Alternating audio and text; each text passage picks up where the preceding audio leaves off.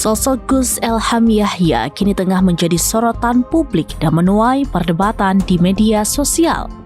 Ulama muda ini dikenal lewat berbagai video yang menampilkan kedekatannya dengan anak-anak.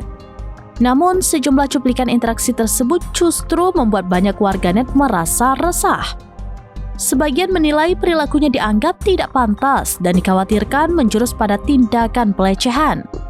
Akibat derasnya kritik, akun Instagram @elhamyahya kini menutup kolom komentar di beberapa unggahan terbarunya. Hingga kini belum ada klarifikasi langsung dari Gus Elham Yahya terkait kontroversi yang tengah bergulir.